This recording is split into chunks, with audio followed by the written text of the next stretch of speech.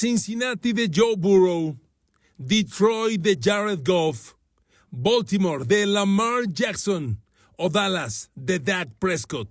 4 potencias NFL de distinta magnitud, con distintas fortalezas y distintas debilidades, pero 4 potencias que están tocando la puerta para volver a playoffs y aspirar a Super Bowl. ¿Quién de ellos vuelve? ¿Será que Joe Burrow regresa al juego que estuvo cerca de ganar? ¿Será que Jared Goff mete a Lions por primera vez en la historia a un Super Bowl? ¿O Lamar y los Ravens, que llevan soñando con esta cita desde que Lamar arribó a Baltimore? ¿Y Dallas? Dallas nada más va a cumplir 32 años desde la última vez que jugó un Super Bowl. ¿Quién de estos 4 vuelve al gran juego, al soñado Super Domingo? Queridos amigos, bienvenidos a mi podcast. Gracias por estar aquí. Gran fin de semana para todos. A punto de iniciar la segunda jornada de pretemporada NFL. ¿Quién de estas potencias vuelve al Super Bowl? Porque sí quiero dejar en claro una cosa. Los 4 equipos que he mencionado tienen tamaño, talento para llegar al gran domingo. Obviamente, en su camino hay obstáculos con los que tendrán que lidiar y, sobre todo, oponentes sumamente poderosos a los que tendrían que vencer. Pero nadie duda que pueden volver. Joe Burrow ya estuvo ahí y estuvo tan cerca de ganarle a los Rams, tan cerca. Es de los equipos perdedores de Super Bowl que dejó un sabor de que pudieron o debieron ganarlo. ¿Y qué me dicen de Lamar Jackson? Con 2 MVP en su historia, la pregunta es ¿cuándo, Lamar? ¿Cuándo? ¿Será este el año? De Dallas, yo no tengo duda que al ataque, con Dak Prescott, CeeDee Lamb, George Pickens y compañía, ahí hay ofensiva de Super Bowl. Las dudas están del otro lado del balón, pero el ataque que dirige Dak Prescott, claro, por supuesto que tiene alcances de Super Bowl. Y de Detroit, mucha gente piensa que la ventana del Super Bowl ya se cerró. Yo creo que no. Yo creo que aquí hay el mejor grupo de playmakers en la liga. Si por la ofensiva de Dallas le veo tamaños de Super Bowl, la de Detroit, que es todavía mejor, claro que los tiene. Comencemos el análisis. Cincinnati ha reformado el equipo, me parece, como nunca antes en la era Joe Burrow. Joe Burrow nunca ha tenido a su lado la defensa que, en papel, en teoría, van a tener este año. Sumando piezas como el tackle defensivo Dexter Lawrence, que intercambiaron con Giants, bueno, nada más que por una primera selección de draft, ustedes dirán. Pero Dexter Lawrence no es lo único. También llegó Boye Mafe, un rusher de los campeones Seahawks que la temporada pasada sumó 7 sacks. Y además les recuerdo que la segunda selección de draft de Bengals, la primera selección de Bengals, pero segunda en segunda ronda, porque repito que la primera la pagaron a Giants para adquirir a Dexter Lawrence, la primera selección de draft de Bengals en segunda ronda, Cassius Howell, es otro rusher y de grandes alcances en su época colegial con Texas A&M. Entonces, Cincinnati tiene una fortaleza defensiva en papel como nunca antes la ha tenido Joe Burrow. Lo que este equipo necesita es empezar a producir desde el primer momento. Cincinnati ha tenido en las últimas 4 temporadas arranques de temporada desastrosos, no malos, desastrosos. Y este año no se pueden dar el lujo de volver a arrancar mal. Por eso, en el juego 1 de pretemporada, metieron a titulares desde el primer cuarto del partido. Solo que les tengo una noticia. El primer juego de pretemporada, ese partido ante Detroit, pues el arranque no fue muy promisorio, Joe Burrow arrancó el partido y dirigió 3 series ofensivas. No logró un 1º y 10. De hecho, fue capturado una vez detrás de su línea. Apenas completó 5 pases para 39 yardas, 0 touchdowns, 0 intercepciones. Joe Burrow, con la primera unidad ofensiva, entiéndase, Ja'Marr Chase, T. Higgins, Andrei Iosivas, Mike Gesicki, no consiguió nada. Ese juego de pretemporada de la semana anterior lo gana Bengals 16-14, pero el único touchdown de Cincinnati lo logra Joe Flacco, que es ahora el quarterback suplente de Joe Burrow. Lo fue desde el final de la temporada pasada. No fue una buena señal que en el primer juego y en solo 3 series ofensivas, obviamente enfrentando a los suplentes de Detroit, porque Detroit jugó ese partido con el segundo equipo, no tocaron el campo los titulares, y una sack en contra de Joe Burrow, por favor. Cincinnati va a colocar de linieros ofensivos a los tackles Orlando Brown y a Marius Mims, los mismos de la temporada pasada. Pareja sólida, interesante, me encanta Marius Mims, el derecho. Fue primera de draft de Auburn hace 3 años ahí en Cincinnati. Le veo un tremendo futuro. Orlando Brown es el tackle izquierdo, fue un muy buen tackle ofensivo en la NFL. Ya no lo es. Llegó a ser el tackle izquierdo de Patrick Mahomes en uno de los Super Bowls que ganó Kansas. No está en su mejor momento, pero sigue siendo un tackle confiable. El centro Ted Karras lo conozco porque jugaba en mis Pats. Y miren, también es un centro confiable. No es Tyler Linderbaum de los Raiders, pero es un centro confiable Ted Karras. Los guards ahora tienen de guard derecho a Dalton Reisner. Muy interesante este amigo. Y del izquierdo a Dylan Fairchild. Esta línea ofensiva luce competente.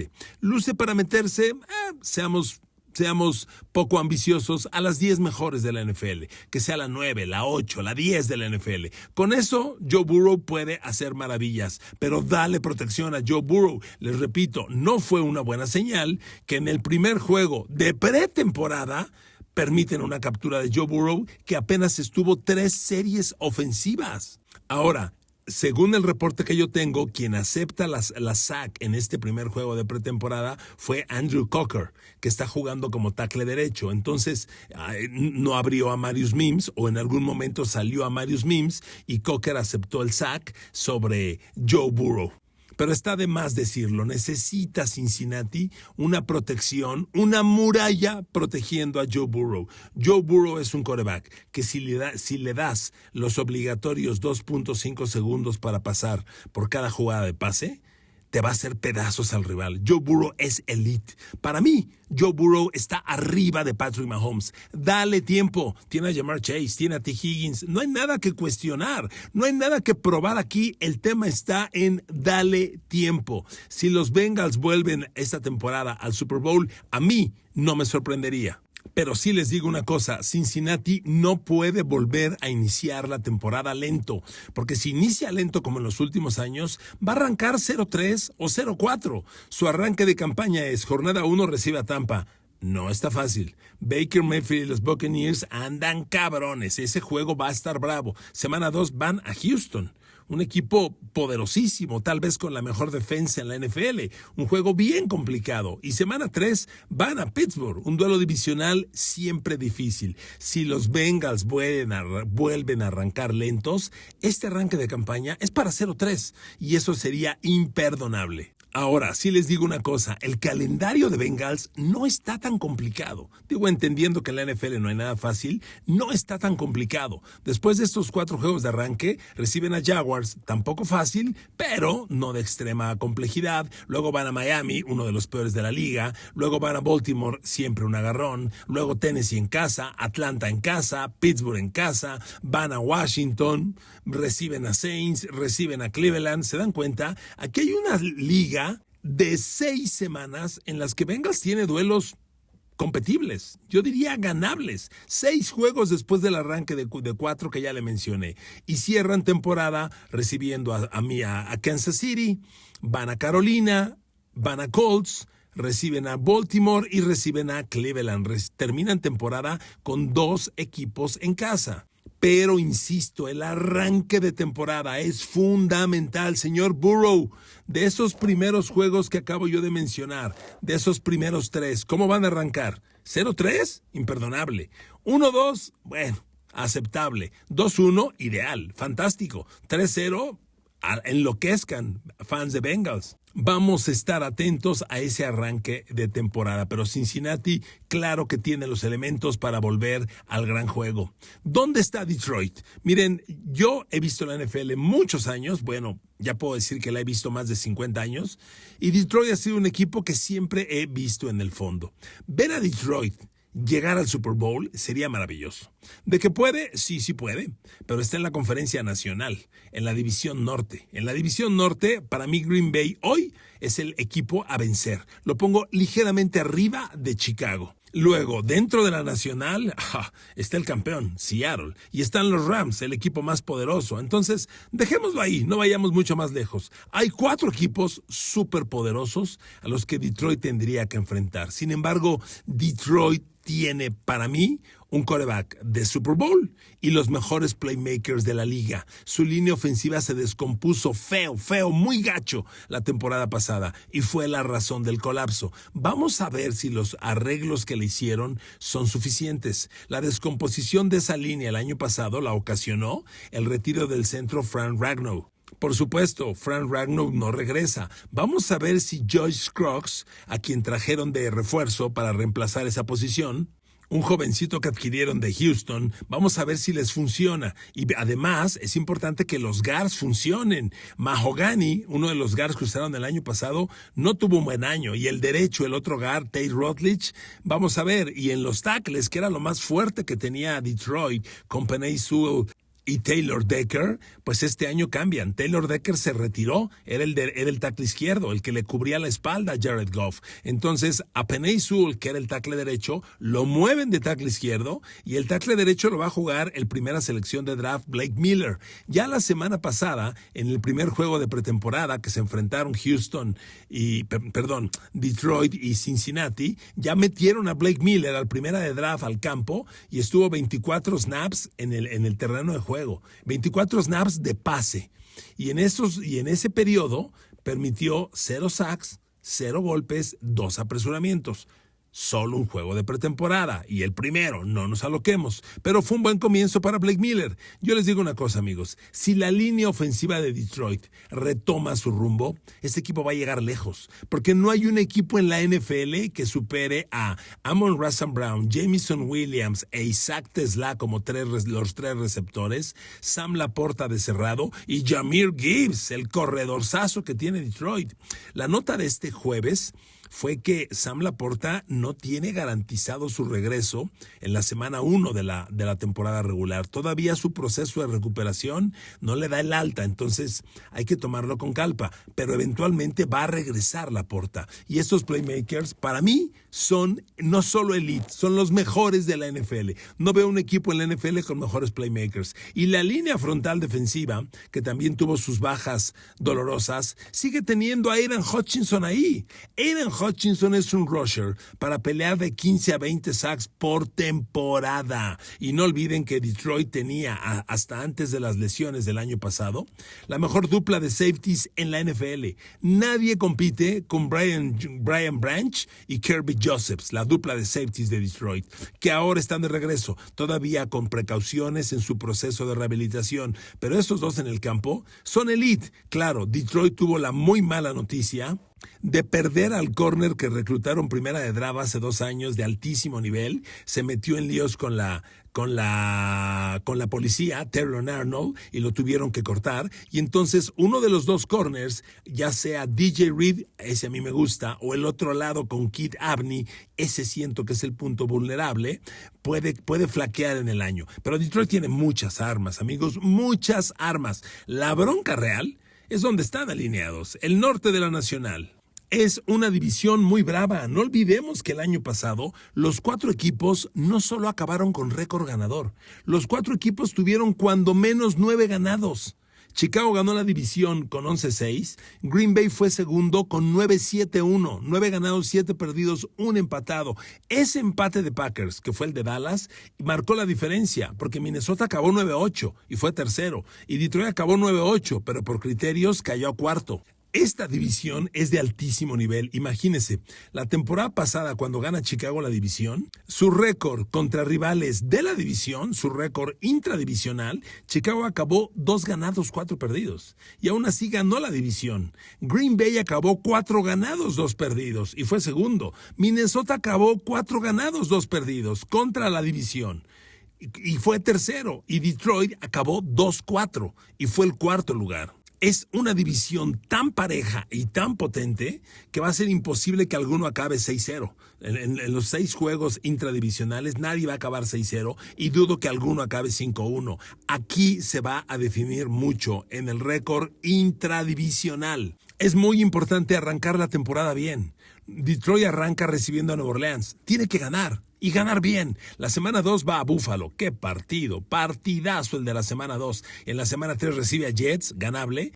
Y la semana posterior visita a Carolina, competible y ganable. Luego recibe a Arizona. Mentira, visita a Arizona, también ganable. Detengámonos aquí. De los primeros 5 partidos de temporada regular para Detroit, en mi opinión, hay 4 ganables, muy ganables. Si Detroit arranca 4-1 pensando que le gane a Saints, Jets, Carolina y Arizona y solo pierda con Buffalo, es un arranque de temporada fabuloso, porque justo después de esos primeros 5 juegos viene lo bravo, los duelos dentro de la división. Recibe a Packers, va a Minnesota, tiene una visita a Miami, recibe a los Pats, recibe a Tampa y el cierre de temporada, ahí le avientan todos los rivales divisionales. Fíjese, simplemente las últimas 2 semanas, Detroit visita a Chicago y Green Bay. Son los 2 juegos con los que cierra temporada. Antes va a Minnesota. En sus últimos 4 partidos va a Minnesota, recibe a Giants, va a Chicago y va a Green Bay. 3 rivales divisionales de visitantes en las 4 semanas. No puede llegar a esa etapa sin tener un récord ganador, sólido y confiable. Pero amigos, les repito, que Detroit vuelva a tocar la puerta del Super Bowl como hace 3 años que llegó a la final de la Nacional contra San Francisco y de hecho ganaba el partido, para mí es altamente posible y probable. Vámonos con Lamar Jackson y los Baltimore Ravens. Miren, aquí hay que hacer un stop, porque el serio problema que tiene Baltimore este año es que cambió de coach. Llega Jesse Minter como nuevo coach. Y no es que esté mal que haya cambiado de coach, está bien. Pero ¿sabe cuántos equipos en la historia de la NFL cambiaron de coach y llegaron al Super Bowl en su primer año? Solo 8. Solo 8, claro, hay que agregar que de esos 8, 1 lo hizo el año pasado. Mike Vrabel debutó con los Pats y en su año de novato llegó al Super Bowl. De esos 8 que han llegado al Super Bowl en su año de novato, el último que ganó el Super Bowl fue Gary Kubiak con Denver. Nos tenemos que ir al 2015. Los otros coaches que debutando ganaron el Super Bowl están muy lejanos. John Gruden con Tampa Bay cuando le ganó a los Raiders, ya me fui al 2002. George Seifert con San Francisco, él ganó el último Super Bowl de Joe Montana, lo gana 49ers con George Seifert de coach. Estoy hablándole del 1989 y el primero que lo logró ni lo conocí, no tuve el gusto de conocer a Don McCafferty, que hizo campeones a los Baltimore Ravens en 1970.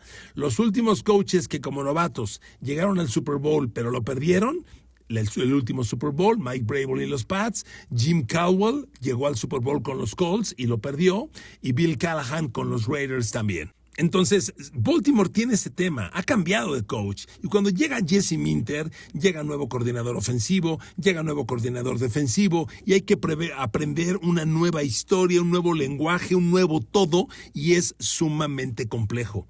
Pensar que estos Ravens, que además traen sus broncas, lleguen al Super Bowl con coach debutante, yo lo veo muy complicado. Yo diría punto menos que imposible. Porque con coach nuevo Baltimore, ¿ganarle a Denver? No. Hoy no veo cómo. Y ya en el campo de juego, pues Lamar Jackson a repuntar, querido brother, porque la temporada pasada, Lamar Jackson en 13 partidos entregó probablemente su peor temporada desde que llegó a Baltimore. Se los digo así. Simplemente acabó con 21 de touchdown y 7 intercepciones. El balance es bueno, pero el total es malo. 21 de touchdown. La cifra más baja de touchdowns que había lanzado Lamar Jackson con los Ravens fue el 2021, cuando lanzó 16. El 2022 lanzó 17, únicos años peores a las 21 del año pasado. Lamar Jackson tiene que ejecutar desde la bolsa de protección y explotar en grande.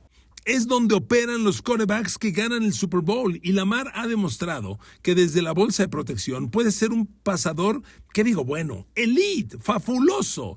Quiten esa obsesión de que Lamar corra y sea la dualidad y la amenaza. Eso no te gana nada. Lo único que te gana son lesiones de quarterback. Lamar Jackson el año pasado se aventó cuando menos 2 lesiones serias todo el año, que fue una temporada de rotundo fracaso para él y para el equipo. Entonces yo les diría que Lamar y los Ravens, estos Ravens 2026, alcancen el Super Bowl, para mí es muy poco probable, lo digo de verdad. Y cierro con los Dallas Cowboys. A ver, de los Dallas Cowboys yo no tengo la menor duda ofensiva. Si usted me dice, ¿puede Dak Prescott llegar al Super Bowl? Sí. Sí, y ojo, le estoy dando el sí a Dak Prescott cuando nunca en la historia ha llegado ni siquiera a la final de la Conferencia Nacional. El potencial que tiene, los yardajes que ha conseguido en temporadas pasadas con una ofensiva como esta, a mí me hacen prever un año, que digo, bueno, extraordinario. Yo espero de Dak Prescott esta temporada de 4,000 a 4,500 yardas por aire, de 35 a 40 envíos de touchdown. Se lo digo de verdad. Ojo, no puede lanzar más de 12 o 13 intercepciones. Ya, esas cifras ya son altas para la NFL. Lo ideal es ya lanzar 10 o menos. Ojalá sea el caso. Pero este ataque, George Pickens, CeeDee Lamb, sí espanta el miedo. Lo tienen todo. La bronca es la defensa. La defensa, que trae un nuevo coordinador y nuevo todo, me parece que todavía no tiene el personal. Dallas no tiene un rusher, yo no digo usted intimidante, comparable a Aidan Hutchinson o a Micah Parsons. Dallas no tiene una defensa que prometa como equipo llegar a más de 40 sacks. Ojalá tenga 30 y tantas, ojalá. Yo no veo quién de Dallas vaya a lograr. Y en la NFL de hoy, defensa que no presiona al quarterback rival, defensa que está liquidada. Se los digo como se los digo. Amigos, así 4 equipos, 4 potencias evaluando, cuestionándonos si serán capaces este año de regresar a la competitividad, de regresar a playoff y ser verdaderamente contendientes a Super Bowl. Que tengan un gran fin de semana. Gocemos la segunda jornada de pretemporada de la NFL. Quique Garay les agradece mucho su atención. Besos y abrazos con cariño, con agradecimiento. Gran fin de semana a todos y a todas. Que Dios los bendiga. Saludos.